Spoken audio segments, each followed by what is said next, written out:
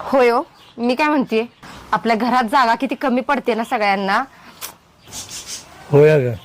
मग आपण आईंना वृद्धाश्रमात ठेवलं तर कसं सगळ्यांनाच जागा होईल ना. आपण त्यांना भेटायला जाऊया की आठवड्यातून एकदा त्यांना भेटायला जात जाऊ आपण.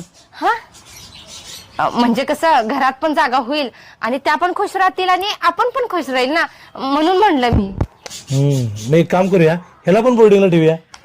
म्हणजे कसं घरात अजून जागा होईल आणि आपला राजा राणी संसार कोणी अडवं येणार नाही. तू पण खुश, मी पण खुश. अहो काय पण काय बोलताय, माझ्या पोराला माझ्यापासून लांब ठेवायचं म्हणताय. तुम्हाला जरा तर काय वाटतंय काय? अगं मग तू काय करायला लागलीस?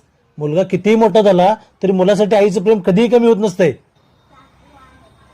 हे बघ सारिका, बायको म्हणून तू माझ्यासाठी महत्वाचीच आहेस, पण तुझं महत्व वाढवण्यासाठी मला जर माझ्या आईला घराबाहेर काढावं लागत असेल तर तेवढी महत्वाची नाहीयेस तू माझ्यासाठी. त्यामुळे इथनं पुढं तुझं महत्व वाढवायचं का कमी करून घ्यायचं हे तुझं तू ठरव.